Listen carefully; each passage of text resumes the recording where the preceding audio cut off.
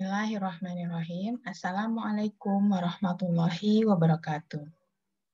Alhamdulillah, eh, kita dapat kumpul kembali untuk melanjutkan perkuliahan kita terkait dengan metode pengumpulan data berbasis internet. Jadi dalam pertemuan yang ke-6 ini, Ibu akan membahas terkait dengan metode pengumpulan data yang dia berbasis internet. Jadi internet itu nanti bisa metode pengumpulan yang lainnya, tapi dia basisnya on the net gitu ya. Oke, mari kita mulai perkuliahan ini dengan basmalah. Oke, hari ini kita akan membahas beberapa hal.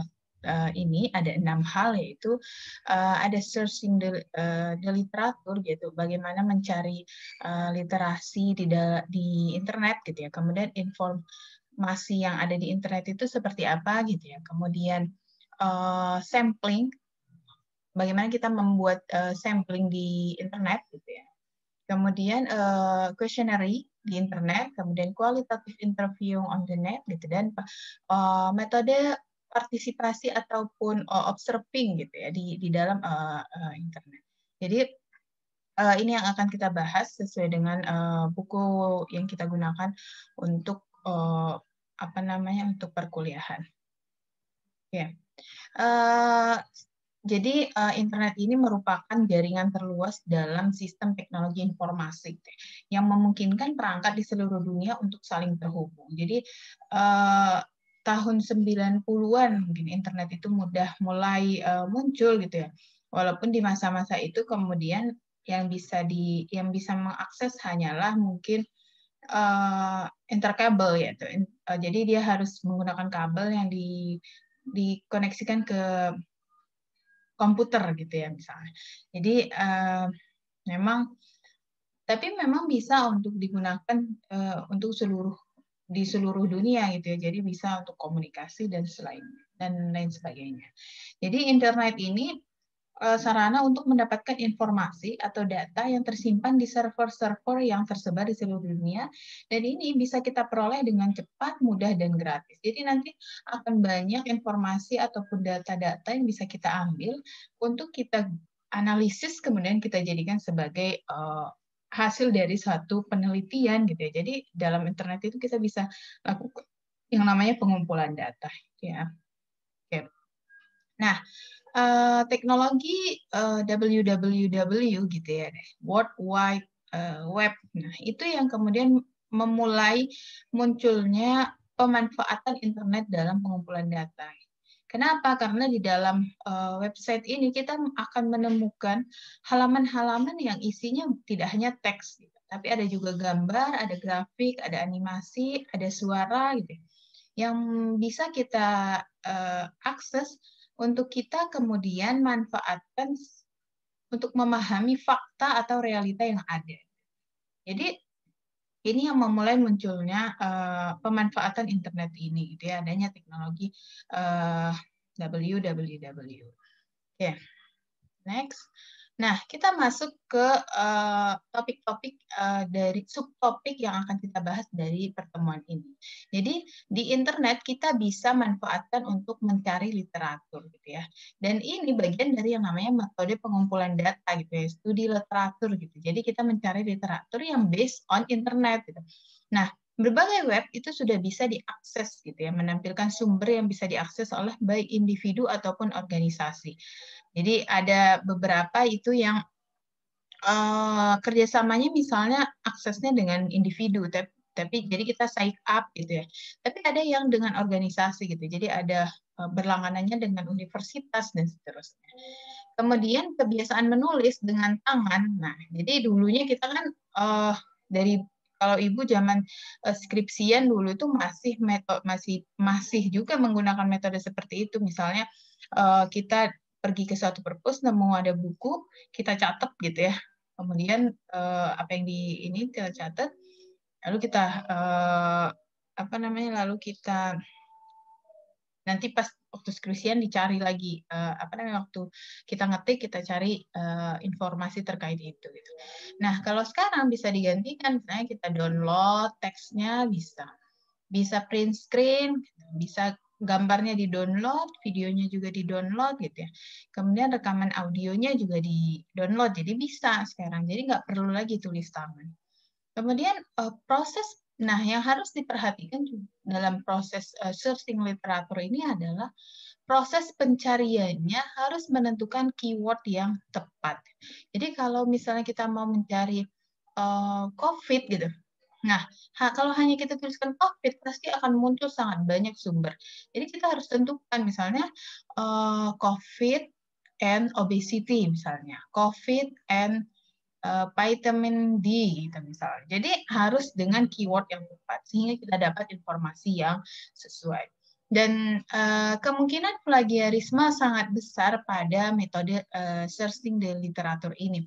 Kenapa? Karena kita akan mendapatkan berbagai teks gitu ya yang kita bisa mungkin copy paste gitu ya, copy paste. Akhirnya plagiarisme itu sangat besar. Jadi dan memang searching the literatur ini kemudian diatasi dengan penggunaan aplikasi atau software indexing.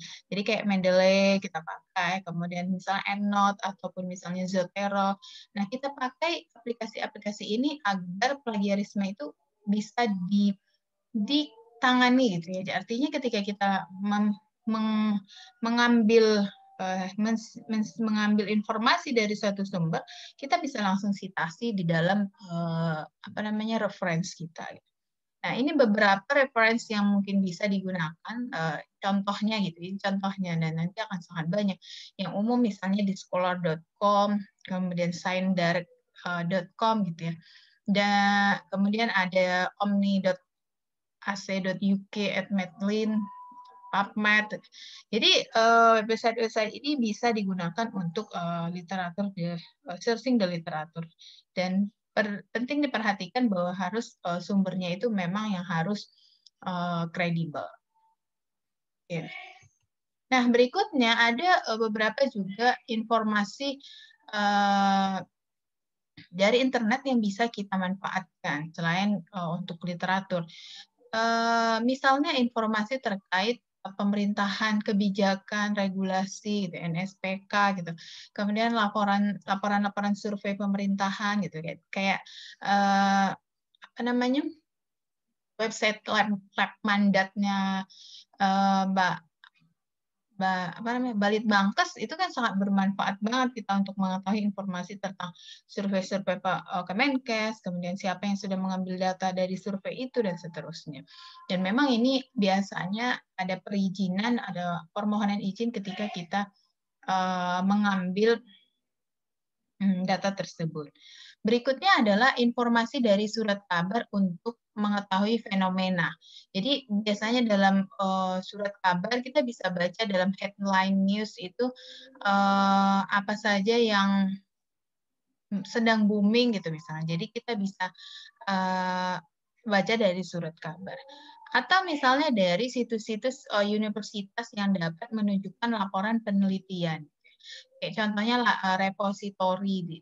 Di repositori ini kita bisa baca berbagai penelitian. Nah, ada beberapa repositori memang yang dia tertutup gitu ya. Jadi bagian hasil pembahasan gitu itu dia di close hanya khusus untuk universitas tersebut gitu ya. Tapi ada juga yang dia membuka, kayak di UIN kan dia dibuka. Nah, tapi memang itu akan jadi masalah karena karena kita perlu data tersebut untuk publikasi jurnal misalnya. Jadi kan datanya akan plagiarisme gitu. Kalau kita sudah publikasi di repositori UIN tapi kemudian dipublikasi lagi di jurnal. Nah, itu bagian dari yang namanya plagiarisme juga. Kemudian ada informasi-informasi kampus gitu juga yang bisa digunakan gitu, didapatkan dari internet. Juga hasil proyek individu yang di-share di website pribadi. Nah, kita bisa juga membaca hal-hal tersebut dari internet, gitu ya. Ya. Nah, masalahnya bagaimana memastikan informasi yang kita dapatkan dari internet itu valid. Kalau tadi kan kita studi literatur, kita cari aja jurnal yang terakreditasi misalnya dan seterusnya gitu ya. Tapi kalau misalnya informasinya itu hal-hal yang misalnya dari blog, dari apalagi ya, misalnya dari YouTube misalnya, seperti bagaimana kita memastikan bahwa itu valid gitu ya. Nah, karena ada beberapa hal misalnya kayak berita gitu, berita di suatu media gitu, media di internet misalnya. Nah, jadi kita melihat bahwa ternyata ada hal-hal yang apakah benar berita itu kemudian menjadi sebenarnya fakta, gitu, fakta di lapangan. Karena ada kaitannya misalnya dengan sensor pemerintah gitu. Jadi sensor pemerintah terhadap suatu konten misalnya di berita itu, atau misalnya ada kepentingan bisnis gitu ya, yang kemudian nantinya itu sangat berpengaruh dengan valid atau tidaknya berita tersebut. Kemudian untuk beberapa informasi yang mungkin dia kayak jurnal, berarti kita cari dia jurnal-jurnal yang terakreditasi, kemudian indexing gitu ya. Kemudian ada proses peer review, melibatkan reviewer gitu.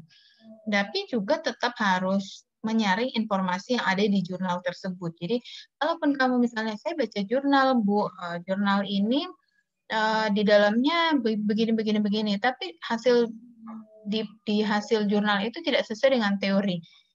Hal tersebut juga harus menjadi saringan bagi kita dalam membaca jurnal tersebut. Akhirnya nanti itu jadi bagian dalam proses pembelajaran juga bahwa oh jurnal ini tidak sesuai dengan teori yang saya temukan dan seterusnya. Nah, dan sebenarnya memang kalau informasi-informasi yang sumbernya dari pemerintah itu dianggap cukup reliable dan valid, walaupun dengan berbagai mungkin keterbatasan misalnya survei Riskesdas itu kan dari pemerintah dan ada beberapa yang menyatakan bahwa dia cukup kurang gitu. Tapi kalau yang dilakukan oleh pemerintah atau informasi-informasi yang disampaikan dari pemerintah itu dianggap cukup reliable dan lebih valid.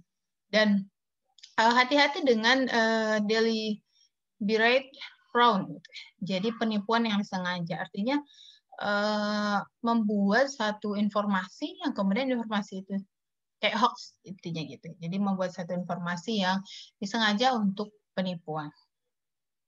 Oke. Bagaimana sampling di internet? Nah, sampling ini salah satu bias di dalam penggunaan internet dalam pengumpulan data. Jadi dia bisa salah satu sumber bias. Tapi itu bukan masalah utama karena tetap bisa kita lakukan sampling. Nah, hanya masalahnya tentu sampel khusus kita adalah mereka yang bisa akses internet. Jadi kalau misalnya itu sudah menjadi populasi kita adalah populasi mereka yang memang hanya bisa akses internet. Oke. Dan ini cara ini memang akhirnya dengan penggunaan internet ini kita kesulitan untuk menjangkau kelompok tertentu yang dia tidak bisa akses internet. Jadi kita tidak bisa akses kelompok tertentu sebagai sampel karena dia tidak bisa akses internet. Gitu ya. Tapi dalam pemilihan sampel,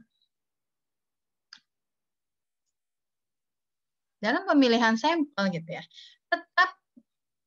tetap perlu kita lakukan kriteria gitu ya. Jangan sampai semua yang bisa akses internet kita jadikan sampel ya. Tapi harus tetap ada kriteria khusus gitu ya. Kriteria inklusi gitu ya yang sangat detail kita buat agar kita bisa mendapatkan sampel itu yang bisa untuk nanti hasilnya kita general. Nah, pemilihan sampel bisa dengan, jadi kalau di masa-masa awal pemanfaatan internet, biasanya dia mengirimkan email gitu, undangan gitu pada individu. Kalau sekarang biasanya memang instrumen dan undangan untuk sampling ini dia dilakukan bersamaan. Jadi sampling random gitu, random dikirimkan. Jadi dia secara apa namanya dia kirimkan secara apa namanya itu acak bisa, tapi bisa juga purposif ya dia kirimkan ke orang yang dia kenal kemudian dikirimkan lagi ke yang lainnya gitu. Nah itu disebarluaskan, artinya memang apa namanya bisa dilakukan dengan hal seperti itu. Nah, solusinya agar kita bisa dapat menjangkau mengurangi minimalis sampling bias ini, buat sampel itu sebanyak mungkin ya. Artinya ambil sampel yang besar gitu. Artinya sampel yang besar ini bisa nanti mengurangi biasnya gitu ya. Kemudian bisa juga bandingkan sampel size yang kita hitung dengan survei lainnya. Misalnya dia pakai question survei di internet dan yang lainnya bikin survei internet, berapa kira-kira respondennya. Tapi sebaiknya juga mengacu pada sampel minimal gitu ya. Jadi tetap ada sampel minimalnya untuk penelitian berbasis internet gitu ya. Kemudian bandingkan dengan sampel yang non-internet gitu. Itu bagian dalam hal perhitungan sampel minimal itu juga ya. Kemudian random sampling dari pengguna suatu grup itu juga bisa dilakukan. Jadi dalam misalnya kamu mau posting ke suatu grup. Nah, di grup WhatsApp. Di grup WhatsApp itu kan ada 250 orang. Dari 250 orang itu kamu mau ambil misalnya hanya 50 orang, sampel minimal 50 orang. Oke, 50 orang itu kamu sampling nomor 1, 3 random misalnya sesuai ini kan misalnya 1, 5, 10 dan seterusnya. Jadi bisa seperti itu. Atau random dari pengunjung suatu situs. Jadi misalnya dan ini memang memerlukan bantuan dari teknisi pengguna situs itu. Misalnya, kamu mau melakukan survei terhadap pengunjung website jurnal misalnya ya, contohnya. Dan di situ kan ada terlihat ya berapa yang sudah mendaftar dan seterusnya. Dan apa namanya dalam hal tersebut bisa dilihat oleh si jurnal manager, dilihat siapa aja yang sudah mendaftar sebagai author misalnya. Jadi dia di random dari nama-nama itu. Jadi itu bisa dilakukan. Jadi biar lebih mendapatkan sampel itu dengan lebih baik gitu ya. Oke, berikutnya adalah bagaimana pemanfaatan. Jadi bagaimana kita melakukan kuesioner di internet gitu ya. Jadi kalau sekarang banyak ya survei atau pembagian kuesioner, angket gitu di internet. Dan apalagi di masa pandemi ini di mana tidak bisa menyebarkan secara langsung gitu ya. Nah,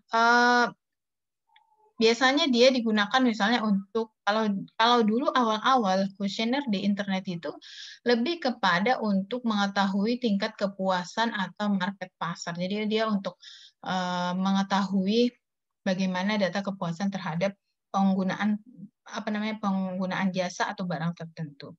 Nah, itu bisa dilakukan untuk banyak hal. Kalau sekarang bisa digunakan untuk banyak hal.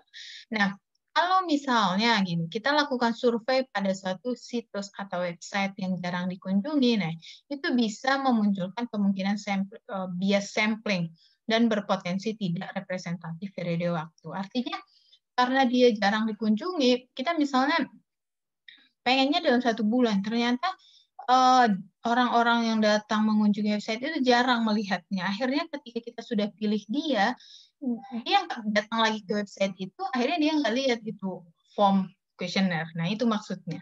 Nah, makanya digunakan kalau pada website yang sering dikunjungi, biasanya di-randomize dalam waktu tertentu. Misalnya periode 1 bulan, saya mau kasih questionnaire itu pada pengunjung dari tanggal 1 sampai tanggal 5, misalnya tanggal 1 sampai tanggal 30 diisi secara keseluruhan siapa yang datang. Kemudian nanti saya randomize dari biasanya kalau udah masuk ke web nanti biasanya gini, kalau dia sistematik dengan teknologi itu ketika datang masuk ke suatu website kadang kita akan muncul, selamat Anda terpilih menjadi peserta survei. Gitu. Nah, model-model seperti itu biasanya kadang di-randomize. Jadi nggak semua orang dapat ucapan seperti itu dan seterusnya. Nah, memang ini sering disalahgunakan ya untuk penipuan dan seterusnya. Nah, saat ini solusinya bisa dengan Google Form. Dan dalam Google Form itu misalnya share link-nya, kemudian tentukan waktu pengisian. Artinya kami hanya mengumpulkannya dari tanggal 1 sampai tanggal 10 gitu. Jadi akan lebih efektif, representatif waktu gitu ya. Jadi nggak panjang-panjang.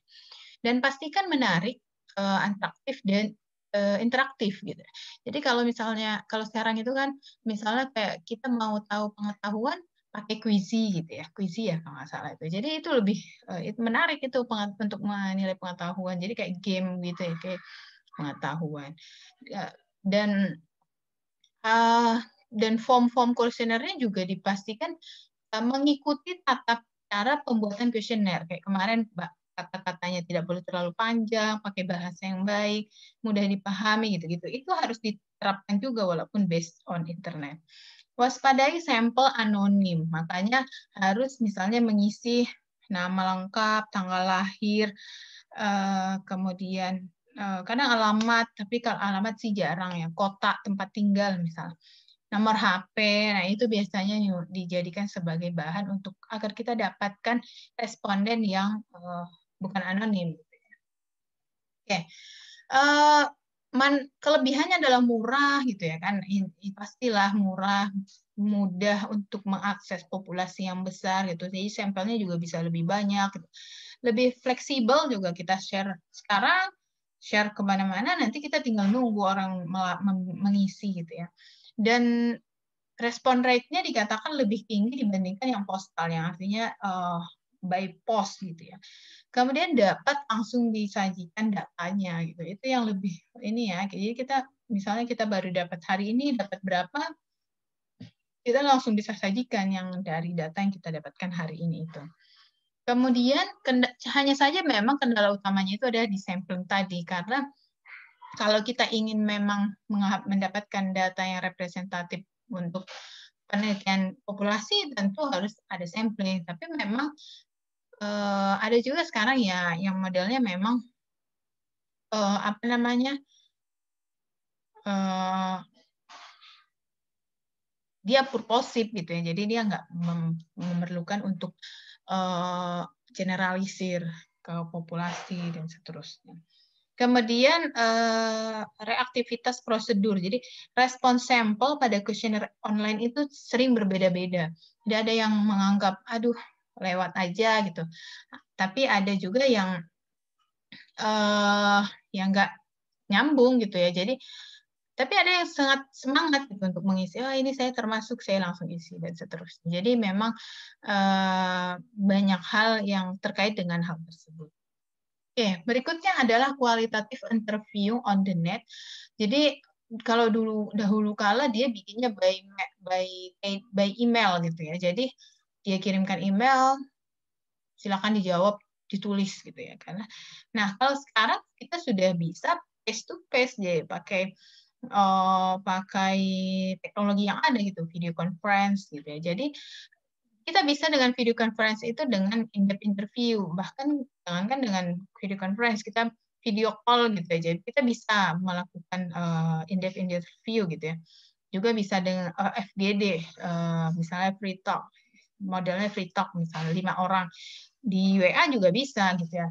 Kemudian pakai Zoom bisa, Meet bisa. Jadi sekarang kalau untuk saat ini memang based on internet itu lagi tren gitu ya. Nah, dapat berupa dia real time atau chat room. Nah, yang saling berbalas gitu ya. Kalau misalnya dia mau FGD-an. Nah, real time ya semuanya dikumpulin, masing-masing memberikan pendapat dan seterusnya. Kalau chat room misalnya di WhatsApp grup gitu misalnya, diberikan satu pertanyaan, yang lain jawab. Hanya saja kadang memang ketika menjawab itu kita harus menjaga kerahasiaan informan gitu. Jadi kalau di grup kan nomornya kelihatan, namanya kelihatan. Nah, itu yang sering tidak bisa dimanfaatkan gitu ya untuk menanyakan informasi-informasi tertentu.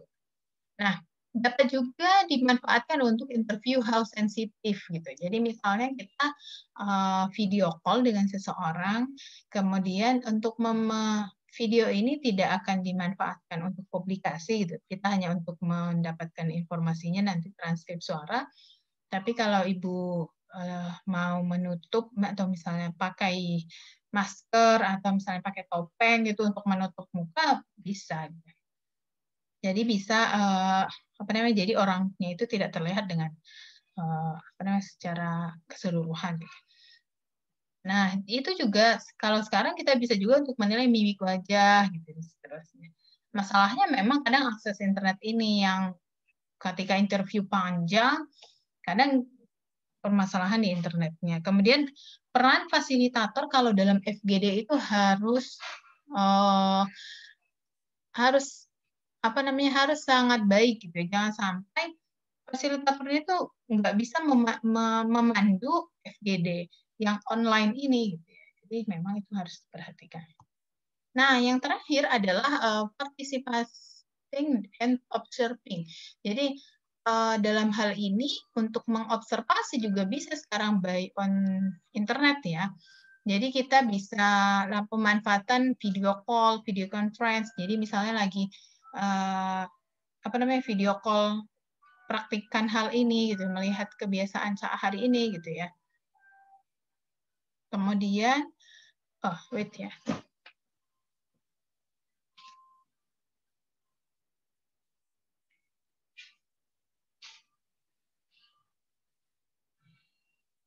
Oke, akan tetapi tetap memperhatikan prosedur dari observasi. Jadi kamu tetap harus bikin kelengkapan formulirnya gitu ya, apa yang harus diobservasi, kemudian petunjuk observasinya seperti apa, berapa lama gitu ya. Jadi itu tetap harus apa namanya dibuat gitu. Kemudian waspadai culture yang dibangun antara internet dan kehidupan nyata gitu. Jadi kalau misalnya kamu mau observasi, kamu observasinya tolong dikirimkan video apa namanya video kamu sedang mengerjakan ini dan ini gitu. Itu kan bagian dari observing ya. Ketika dia video kan dia bikin dengan hal yang baik gitu ya. Ya, tapi kemudian kenyataannya bisa jadi berbeda. Nah, itu yang harus diwaspadai. Nah, cara mewaspadainya mungkin bisa dimanfaatkan misalnya berikan minta video gitu ya. Tolong dibuatkan video Bapak sedang misalnya nih contohnya di rumah misalnya memasak apa dan seterusnya gitu ya. Nah, nanti suatu ketika bisa juga secara live diminta untuk ditunjukkan. Nah, itu juga bisa. Nah kelebihannya adalah jumlah populasi itu bisa apa namanya kita bisa dapatkan apa namanya populasinya yang lebih large, penghematan biaya, gitu ya. Kemudian motivasi responden itu juga nanti macam-macam. Tapi biasanya kalau dia punya internet, gitu ya, kita bisa bagikan ke banyak sampel gitu. Kemudian mudah dalam hal peralatan dan perlengkapan. Jadi cuma butuh internet, HP misalnya atau komputer. Kemudian software yang digunakan mudah untuk ditemukan. Artinya ketika kita mau bikin form kuesioner, nah sekarang ada Google Form yang gratis gitu. Kalau kita mau bikin model observasi, sekarang ada video call. Kalau misalnya mau bikin in-depth interview, bisa live streaming dan seterusnya. Oke, berikutnya ada kekurangannya, ya ini yang harus diwaspadai juga, jawaban tidak lengkap gitu ya. Namun sekarang kan kalau di form-form itu ada keharusan untuk menjawab. Ketika tidak dijawab, tidak bisa selesai kuesionernya gitu ya. Kemudian ketidaksesuaian jawaban dengan petunjuk menjawab. Nah, itu.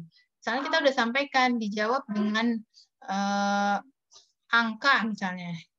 Misalnya nih, tapi tetap aja ditulis 1B gitu ya. Jadi itu jadi salah gitu ya. Atau dia tulis 1. Nah, itu bisa. Tapi sekarang form kan sudah bisa diatur agar dia hanya menjawab dengan angka. Berikutnya dapat mengirim berulang-ulang. Jadi nanti akan muncul orang-orang yang mengirimkannya sampai beberapa kali gitu. Itu pengalaman Ibu juga dalam survei online itu dia bahkan mengirim sampai 3 kali gitu ya. Jadi bisa dengan data yang sama gitu ya.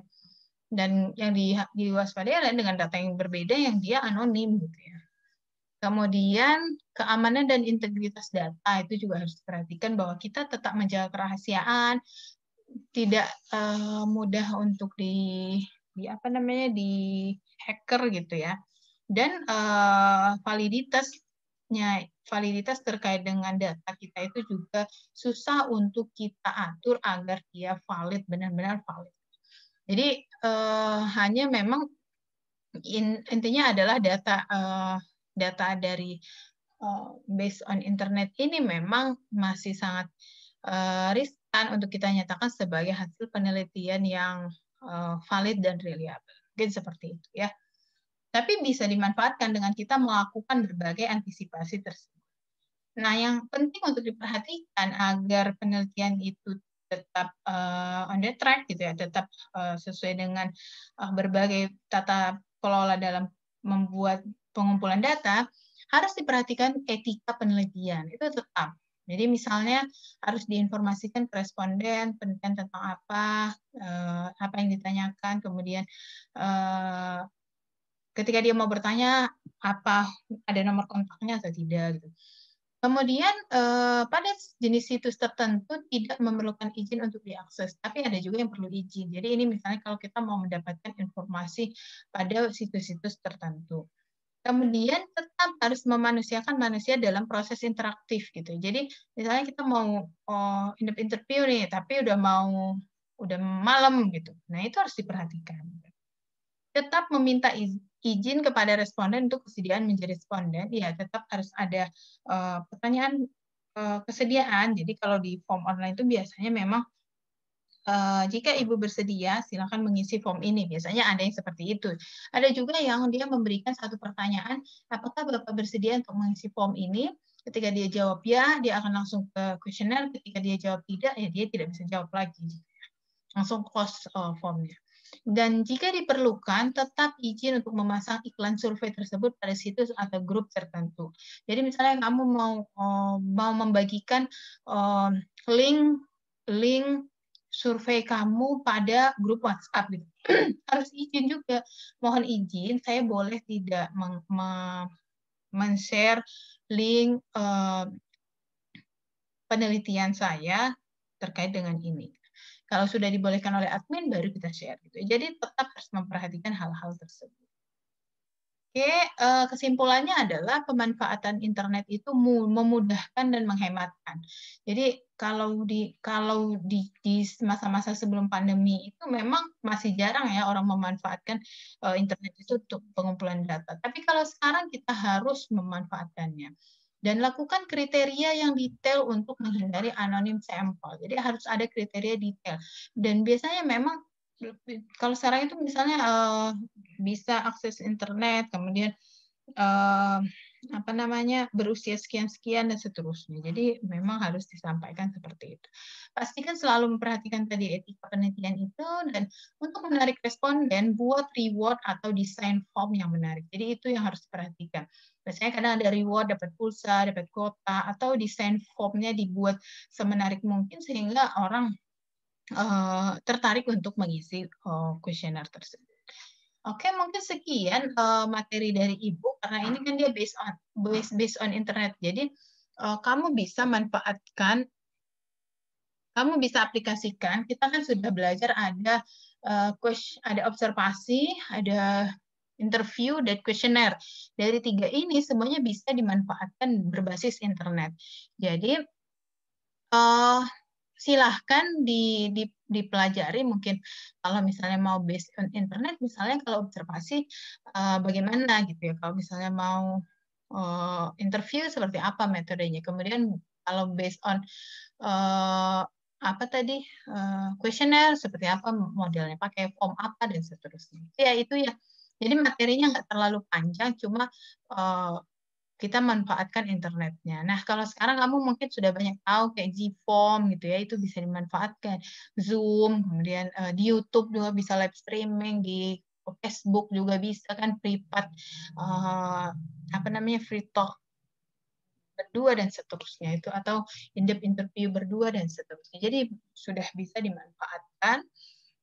Nah, untuk tugas praktikum, Ibu bikin video ini agar kamu bisa memanfaatkan nanti waktu praktikum. Silahkan nanti pas jam praktikum kamu mencari apa namanya jurnal yang dia penelitiannya based on internet gitu. Jadi dia pengumpulan datanya based on internet. Dan nanti silakan dianalisis. Misalnya dia based on internet, dia pakainya metode survei, dia pakainya metode observasi atau metode in-depth interview, pakai aplikasi apa, link apa dan seterusnya. Jadi silahkan dimanfaatkan waktunya agar tidak tumpang tindih dengan mata kuliah yang lain. Terima kasih. Jika ada pertanyaan boleh nanti tanya di grup WhatsApp ya melalui PJ. Terima kasih atas perhatiannya. Wassalamualaikum warahmatullahi wabarakatuh.